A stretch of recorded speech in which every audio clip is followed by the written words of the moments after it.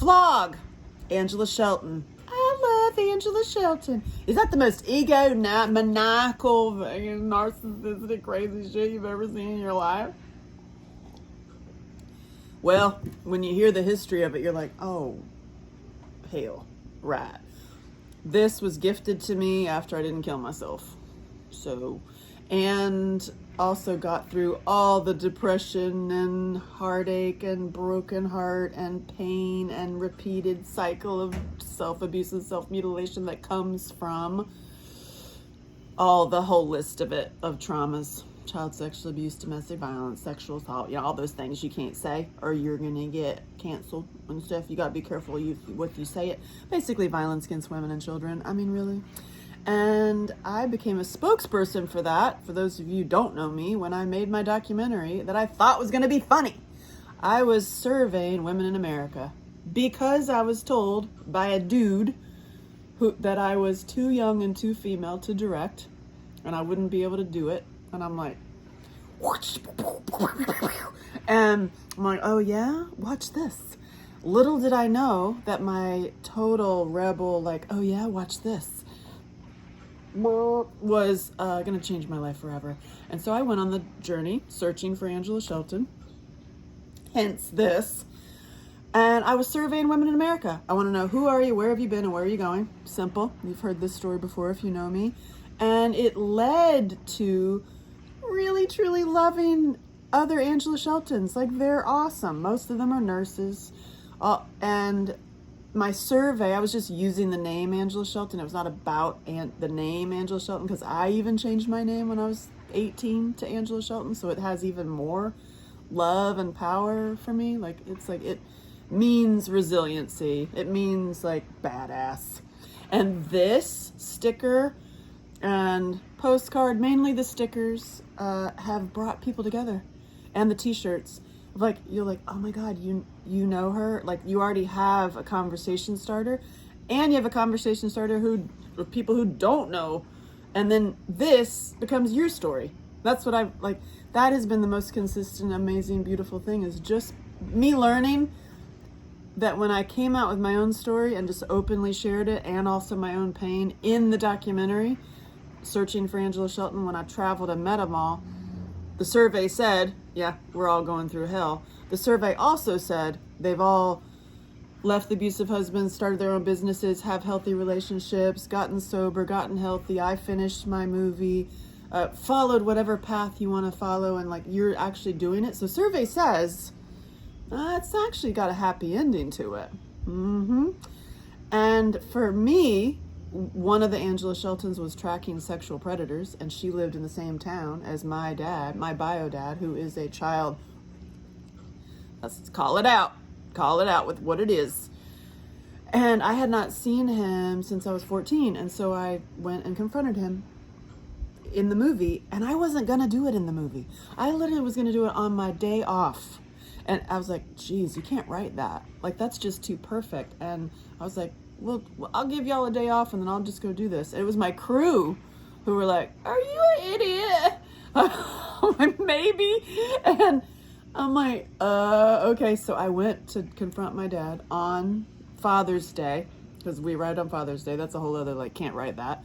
And as he was leaving for church, and I talked to him, and he, just like many other child, denies the whole thing, sits there, makes you think you're crazy, makes you think like, wait, what? Like, it's just denial on so many layers that you're just like, what the hell? And even that was super healing and had a happy ending, because it literally taught me and showed me right there on the screen that I have been searching for this dude and trying to replace this dude by dating him, dating people just like him, you know what I'm talking about, or like trying to find the daddy or the mommy who was never around in your relationships. And I had the epiphany that I needed to adopt a father, and I did that. Like, that was like, so I'm just going to share and continue sharing ways that I move faster and funnier and past all these hurdles of repeated violence against yourself because of what somebody else did to you, which I've seen as a huge pattern. So this is my vlog, and I'm like, we're going to the next level of a trip now. We're going on the super like goddess journey internationally to take this in a bigger way. And for me, really, it's truly about how the love people felt for me, that I love Angela Shelton, was, oh, and it comes with a peppy. I mean, it comes with a peppy. Do you get everything you ever wanted in life? Do not kiss my face. Do not kiss my face. Okay. But it was the other people shining light and love for me that made me see myself and made me, it really truly forced me, not in a mean way, but it forced me to go through my own healing. So now I share it right out in the open. This worked, this didn't, this goes really fast, this is super helpful. And even the movies that I made, like I made a golf comedy, I made a beautiful, beautiful prison boxing movie that I, please see it. I did those as part of my gift and my thank you. And I went back to making movies because this all started with me being a writer and a movie maker. That said, I kind of left the trauma and recovery movement because I'm like, I made a movie, I wrote a book, I have a workbook, I have courses, like have at it, y'all. And I left and I made movies and I had a baby and I got married and lived in the country and I lived that life. I am now happily divorced and single mom and co-parenting and that whole thing. And that's awesome. That's all. And I realized that even when I was writing new books and making new movies, I will never shut up about healing. And yep, that's right. And it comes with a peppy. And so now it's a matter of spreading it internationally and going bigger and also sharing the happy endings, because there are so many lies told to us in systems that when we start sharing it and sharing how we elevate and expand each other, it will continue to elevate and expand. And I'm just sharing my process right out in the open with all y'all, and I appreciate you. And I'm gonna tell you right now that the love of this is what saved my life. And so I'm turning it on you. I'm like turning the mirror right back up, like, okay, this is also how I continue to go on the journey and truly live happily ever after, no matter what. That's my goal, is to liberate survivors out of pain and suffering so that we inspire and elevate and expand each other, so that we all live happily ever after, no matter what we've done or been through. Because I know so many people are beating themselves up for what they've done also.